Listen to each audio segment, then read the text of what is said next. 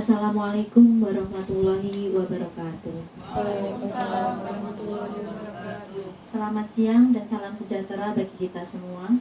Yang terhormat Kepala Puskesmas Pucang Sawit Dr. Nawati, yang kami hormati Ibu Dewi Nurul Jannah SOS MSI selaku Kepala Subbagian Tata Usaha Puskesmas Pucang Sawit, yang kami hormati Ibu Pramesti Widyasti Ningsih AMD-Kep selaku mentor dari Saudari Sofi, dan yang kami hormati karyawan-karyawati Puskesmas Pucang Sawit. Pertama-tama marilah kita panjatkan puji syukur kehadirat Allah Subhanahu wa taala, Tuhan yang Maha Esa, atas limpahan rahmat dan hidayahnya sehingga kita bisa bertemu di sini dalam acara orientasi pengenalan nilai dan etika pada instansi pemerintah bagi P3K Dinas Kesehatan Pemerintah Kota Surakarta dalam keadaan sehat walafiat. Perkenalkan, nama saya Rizky Wulan Salindri selaku moderator pada hari ini.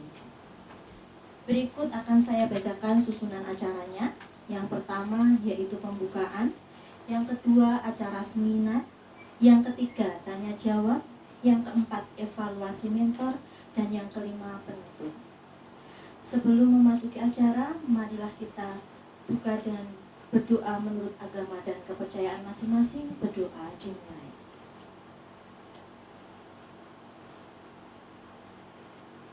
Berdoa selesai, acara selanjutnya yaitu acara seminar kepada Saudari Sofiatus Solihah dipersilakan.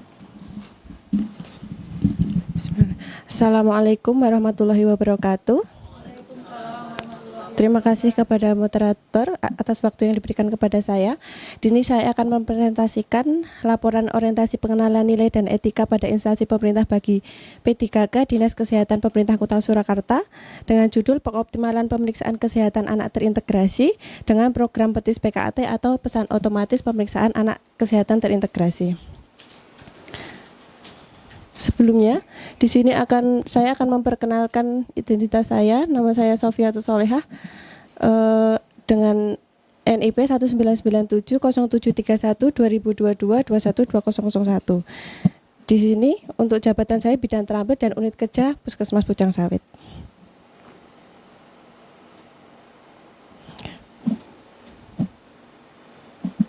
Untuk latar belakang diadanya orientasi ini yaitu P3K memiliki peran serta dalam melaksanakan tugas pemerintah sehingga perlu dibekali materi pengenalan tugas dan fungsi sebagai ASN dan juga nilai dan etika yang berlaku pada instansi pemerintah.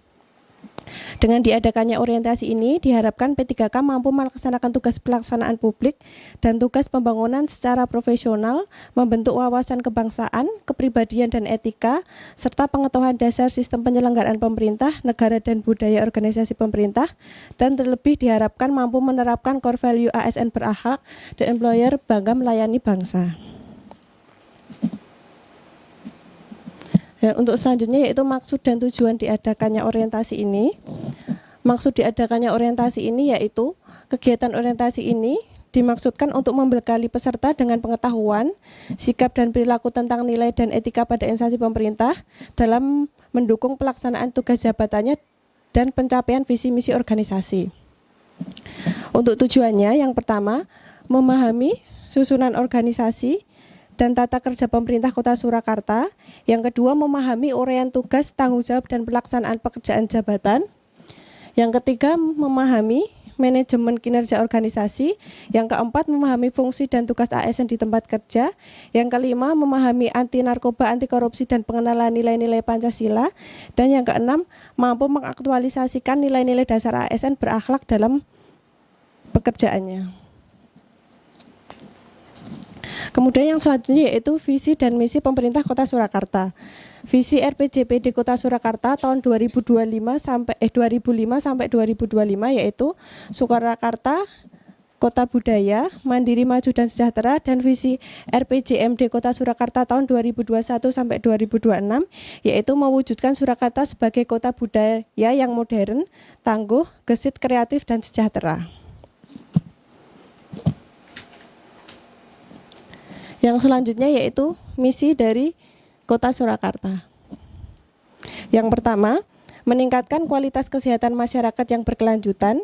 Yang kedua, memperkuat pertumbuhan ekonomi yang adaptif dan berkelanjutan. Yang ketiga, mewujudkan tata ruang dan infrastruktur kota yang mendukung pemajuan kebudayaan dan pariwisata berkelanjutan. Yang keempat, meningkatkan kualitas dan daya saing pemuda dan masyarakat umum di bidang pendidikan, ekonomi, seni budaya, dan olahraga. Yang kelima, mengembangkan tata kelola pemerintahan dan pelayanan publik yang gesit dan kolaboratif berdasarkan semangat gotong royong dan kebinekaan.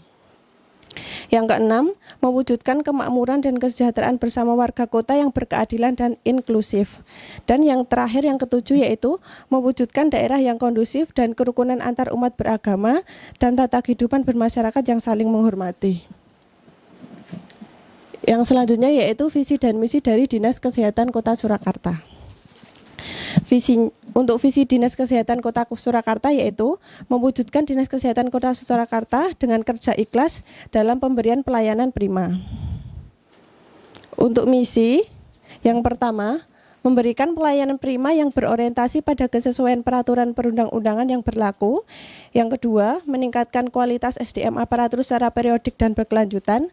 Dan yang ketiga, mengembangkan sarana dan prasarana serta memutakhirkan teknologi informasi. Untuk yang selanjutnya yaitu visi dan misi dari Puskesmas Pucang Sawit. Puskesmas Pucang Sawit memiliki visi terwujudnya pelayanan kesehatan yang bermutu dan berkeadilan menuju masyarakat Surakarta yang sehat dan mandiri.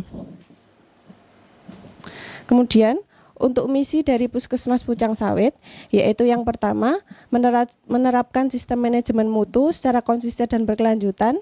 Yang kedua, menyelenggarakan pelayanan kesehatan yang berorientasi kepada kepuasan pelanggan. Yang ketiga, mengembangkan sumber daya pelayanan yang memadai dengan meningkatkan profesionalisme dan loyalitas petugas.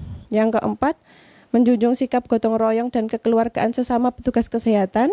Yang kelima, membangun kerjasama lintas program dan lintas sektoral yang harmonis di bidang kesehatan di wilayah. Yang keenam, memberdayakan masyarakat untuk lebih mandiri dalam upaya kesehatan. Untuk yang pertama yaitu rencana dan hasil kerja P3K. Di sini identifikasi isu yang saya ambil yaitu salah satu upaya pemerintah dalam melakukan screening terhadap masalah kesehatan anak yaitu dengan adanya pemeriksaan kesehatan anak terintegrasi. Maka dari itu pentingnya pengoptimalan pemeriksaan kesehatan anak terintegrasi ini mulai dari mencari sasaran supaya semua bayi yang ada di wilayah Pucang Sawit dapat mengikuti pemeriksaan PKAT dan juga dapat melakukan tindak lanjut terhadap masalah yang ditemukan pada bayi. Kemudian isu yang diangkat yaitu pengoptimalan pemeriksaan kesehatan anak terintegrasi dalam rangka deteksi dini masalah kesehatan dan bayi. Kemudian gagasan yang saya angkat yaitu pengoptimalan pemeriksaan kesehatan anak terintegrasi dalam rangka deteksi dini masalah kesehatan pada bayi. Ini untuk langkah-langkah dalam orientasi ini. Untuk yang pertama yaitu langkah awal atau identifikasi isu yaitu melakukan konsultasi dengan mentor dan pihak terkait tentang pemeriksaan kesehatan anak terintegrasi, kemudian meminta masukan dan persetujuan aktualisasi, dengan hasil menemukan masalah bahwa pemeriksaan kesehatan anak terintegrasi berjalan kurang optimal. Kemudian untuk merencanakan atau merancang aktualisasi dengan melakukan perencanaan kegiatan, menyediakan sarana prasarana dan meminta persetujuan IT Puskesmas terhadap gagasan yang akan dilakukan. Dengan hasil tersedianya sarana prasarana seperti kertas, printer, komputer, WhatsApp dan ruangan dan mendapat persetujuan dari IT Puskesmas. Kemudian dalam membuat aktualisasi, kegiatan yang dilakukan yaitu membuat aplikasi atau link di dalam Kohot Puskesmas terkait pengiriman pesan secara otomatis bersama IT Puskesmas. Kemudian menyiapkan template pesan yang akan dikirimkan kepada ibu bayi dan menyiapkan sarana dan prasarana yang dibutuhkan. Dengan hasil, menu PKAT di dalam Kohot Puskesmas bisa dibuat dan link otomatis dapat dikirim melalui pesan WA. Kemudian untuk melaksanakan aktualisasi, kegiatan yang dilakukan yaitu melakukan sosialisasi kepada tim pelaksanaan PKAT, melakukan pengiriman pesan otomatis berupa undangan pelaksanaan PKAT dan tindak lanjut dari hasil pemeriksaan PKAT. Hasil yang didapat yaitu tim PKAT mengetahui tentang gagasan yang akan dibuat, kemudian juga sasaran PKAT yaitu bayi yang berusia 6 bulan dapat mendapatkan undangan dan tindak lanjut pelaksanaan PKAT secara otomatis melalui pesan WA. Yang kelima yaitu melakukan evaluasi. Yang dilakukan yaitu melakukan diskusi dan evaluasi dengan mentor dan tim PKAT terkait gagasan yang telah dilakukan, melakukan pencatatan terhadap kegiatan yang telah dilakukan. Kemudian untuk hasilnya, terkumpulnya evaluasi untuk perbaikan gagasan yang telah dilakukan serta dokumentasi pelaksanaan PKAT. Ini untuk gagasan yang saya ambil, yaitu tentang petis PKAT atau pesan otomatis pemeriksaan kesehatan anak terintegrasi. Untuk gagasan ini merupakan upaya dalam pengoptimalan PKAT nggih. Jadi gagasan ini yaitu kita memberikan undangan secara otomatis melalui pesan WA dan juga menyampaikan hasil dari pemeriksaan PKAT. Dalam pemberian undangan terhadap sasaran PKAT, yaitu bayi yang berusia 6 bulan, kita dapat langsung mengirimkan pesan melalui pesan WA yang ada melalui menu bayi. Nanti di sebelah kanan akan ada menu untuk kirim pesan WA. Di situ nanti akan terkirim WA atau template WA yang berisi tentang undangan, nama balita, undangan pelaksanaan PKAT, tempat dan waktu, serta ada link YouTube yang bisa untuk pengetahuan ibu balita bagaimana pelaksanaan PKAT yang akan dilakukan.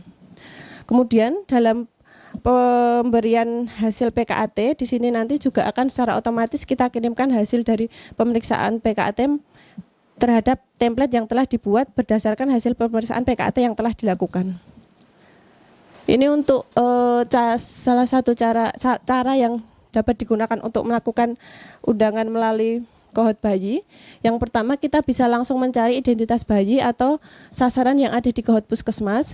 Kemudian nanti di sebelah kanan akan secara otomatis ada link untuk kirim WA. Kemudian seperti ini template untuk WA-nya, ada nama bayi, kemudian jadwal pelaksanaan PKAT, tanggal, jam, serta link YouTube yang berfungsi untuk pengetahuan ibu supaya mengetahui pemeriksaan apa yang dilakukan pada anaknya. Dan ini beberapa contoh undangan yang telah kita kirimkan kepada peserta PKAT. Kemudian yang selanjutnya yaitu penyampaian hasil PKAT dan juga tindak lanjut. Ini untuk hasil yang telah kita kirimkan. Jadi untuk penyampaian hasil PKAT ini, hal pertama yang kita lakukan yaitu kita membuka menu PKAT yang ada di kohort. Nah, di situ nanti kita bisa langsung memasukkan identitas bayi yang sudah melakukan PKAT dan kita bisa memasukkan hasil serta tindak lanjut yang harus dilakukan kepada bayi. Dan ini juga beberapa tindak lanjut yang dilakukan oleh kader berupa kunjungan kader. Kemudian untuk selanjutnya rencana kerja menengah. Untuk tahun pertama, hal yang dilakukan yaitu merencanakan gagasan dan mengkonsultasikan dengan tim PKAT dengan output terbentuknya gagasan yang akan dilaksanakan. Kemudian tahun kedua merencanakan prosedur dan yang akan dilaksanakan dan menyusun template pesan yang akan digunakan. Kemudian outputnya terbentuknya prosedur dan sarana prasarana pelaksanaan pengiriman PKAT pesan secara otomatis.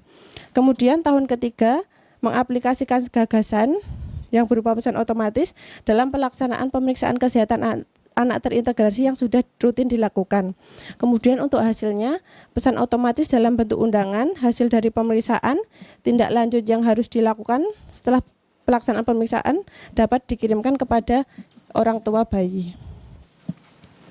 Kemudian untuk tahun keempat, yaitu melakukan evaluasi terhadap gagasan yang telah dilakukan dengan hasil terlaksananya pengiriman pesan secara rutin setiap bulan pada saat pelaksanaan PKAT.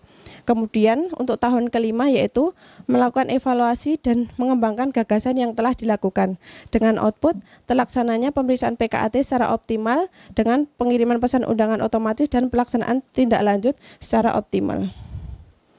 Dan ini beberapa foto pada saat pelaksanaan orientasi, yang pertama yaitu foto konsultasi dengan mentor, dan yang kedua yaitu foto dalam penginputan hasil pemeriksaan PKAT. Dan ini mohon saya share untuk contoh mengundang otomatis melalui Kahoot nggih, ada video.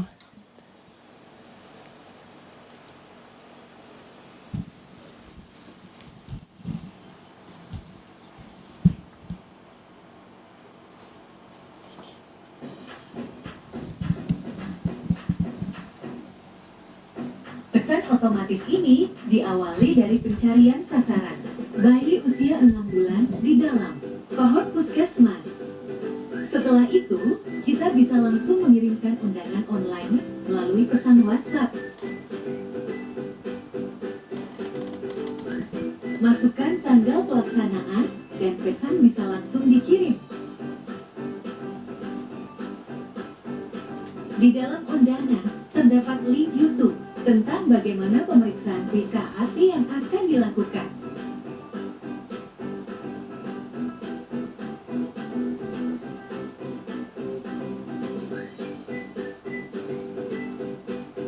Setelah pemeriksaan kesehatan anak, reintegrasi dilakukan. Input hasil pemeriksaan dalam menu PKAT di dalam kohort puskesmas.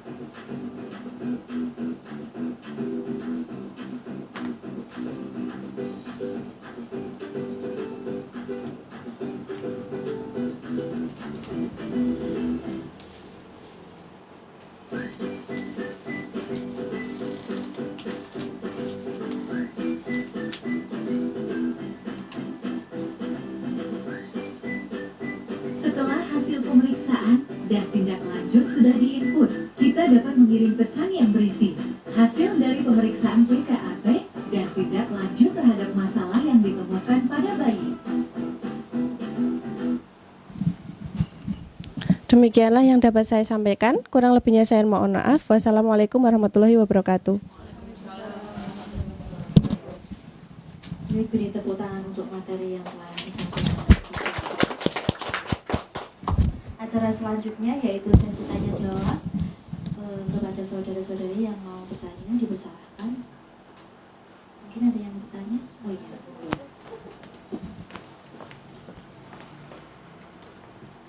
Assalamualaikum warahmatullahi wabarakatuh. Waalaikumsalam.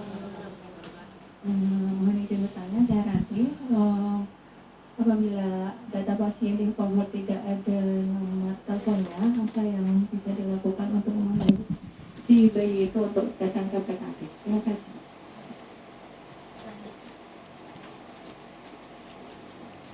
Terima kasih untuk waktu yang diberikan. Assalamualaikum warahmatullahi wabarakatuh.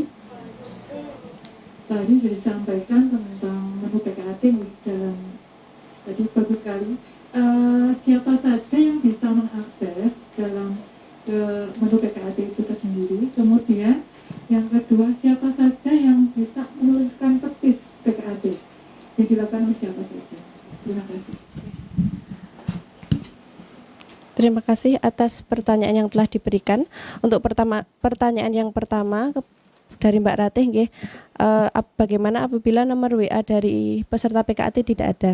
Jadi walaupun nomor WA-nya tidak ada, kita tetap berkoordinasi dengan kader. Karena bagaimanapun juga dalam pelaksanaan PKAT ini, dalam pencarian sasaran kita masih melibatkan kader. Karena terkadang ada data bayi yang di puskesmas tidak ada, tapi di wilayah ada. Begitu juga sebaliknya. Jadi kalau misal dari sasaran PKAT tidak ada nomor WA-nya, kita langsung koordinasi dengan kader untuk memberitahu, dan juga kita bisa mengasih template WA-nya juga supaya peserta PKAT bisa memiliki gambaran bagaimana pemeriksaan yang akan dilakukan. Seperti itu. Kemudian untuk pertanyaan yang kedua, yaitu pertanyaan dari Bu Sri Lestari, siapa saja yang dapat mengakses dan melakukan pengiriman pesan ini, nggih. Jadi semua karyawan yang mempunyai akses Pusdat ini ada puskesmas bisa membuka ataupun mengirimkan pesan. Tapi seperti biasa, biasanya dalam pencarian sasaran kita, pencarian sasaran pemeriksaan PKAT, itu nanti saya cari sasaran, dan untuk pesertanya biasanya saya bagi menjadi 3 wilayah. Seperti biasa dari Kelurahan Sewu, Jagalan, dan Puncak Sawit, itu nanti yang bisa mengirimkan pesan biasanya dari bidan wilayah masing-masing. Jadi saya sudah mengumpulkan data, kemudian saya bagi, nanti untuk pengiriman pesan bisa dilanjutkan dari bidan koordinator wilayahnya. Kemudian untuk hasilnya juga semua bisa menginput dan juga bisa melihat. Jadi seperti kadang untuk gizi kan pengen melihat hasil dari pemeriksaan PKAT berupa berat badan, itu juga bisa dilihat dari menu PKAT. Seperti itu. Terima kasih atas pertanyaannya. Terima kasih atas pertanyaannya dan sudah dijawab. Oke. Acara selanjutnya yaitu evaluasi metode yang akan disampaikan oleh Ibu Pramesti Widya Siningsih. Mohon dipersilakan. Assalamualaikum warahmatullahi wabarakatuh. Terima kasih waktunya Mbak Moderator. Pertama selamat kepada Mbak Sofi ya. Alhamdulillah seminarnya sudah lancar hari ini, disampaikan juga secara jelas, jadi audiennya pada paham ya. Mungkin tadi ada beberapa, ini kan isu yang diangkat adalah optimalisasi penggunaan IT dalam pelaksanaan PKAT. Jadi memang sudah sangat bagus sekali. Yang dulu kita menggunakan undangan manual, jadi sudah ada aktualisasi baru ya, jadi sudah ada WhatsApp ya, jadi untuk mengundang kita tidak perlu lagi menggunakan undangan secara fisik. Kemudian mungkin ada beberapa masukan dari tadi mungkin Mbak Rate untuk nomor telepon yang tidak ada, jadi mungkin nanti di makalah Mbak Sofi bisa disampaikan juga, dijelaskan kalau misalnya ada beberapa sasaran yang dia tidak ada nomor teleponnya, tindak lanjutnya Mbak Sofi harus seperti apa. Kemudian tadi dari Mbak Lestari juga tadi memberikan masukan ya, siapa saja kasih yang bisa memasukkan dari pesan otomatis tersebut. Jadi nanti juga dijelaskan juga di makalah siapa saja yang bisa memasukkan dan isi pesannya seperti apa. Jadi mungkin sudah ada kayak juknisnya harus diisi pesannya seperti apa saja, seperti itu. Kemudian mungkin ada yang sedikit masukan dari saya yang mungkin kemarin ada yang terlewat. Jadi walaupun sudah dikirim secara pesan otomatis, tapi tetap harus dilakukan monitoring. Jadi misalnya dari bidan wilayahnya harus memonitoring, pesan siapa saja kan yang nggak sampai. Kadang mungkin ada yang nomor WhatsApp-nya sudah tertulis tapi ternyata tidak terkirim ya. Jadi mungkin nanti bisa dilakukan monitoring oleh bidan wilayah masing-masing, memastikan bahwa undangannya tersebut sudah tersampaikan pada sasaran. Seperti itu mungkin masukan dari kami. Alhamdulillah hari ini sudah lancar. Selamat kepada Mbak Sofi ya. Untuk saya masukannya mungkin itu saja. Terima kasih, saya kembalikan kepada Mbak Moderator. Wassalamualaikum warahmatullahi wabarakatuh. Terima kasih pada Ibu Mentor atas evaluasinya. Sampai di penghujung acaranya yaitu acara penutup. Demikianlah acara pada hari ini. Kami dari penyelenggara mengucapkan terima kasih atas kehadiran dan partisipasi Bapak Ibu semuanya dalam kegiatan hari ini. Mohon maaf apabila masih ada tutur kata, bahasa yang kurang berkenan. Kurang lebihnya saya mohon maaf. Wassalamualaikum warahmatullahi wabarakatuh.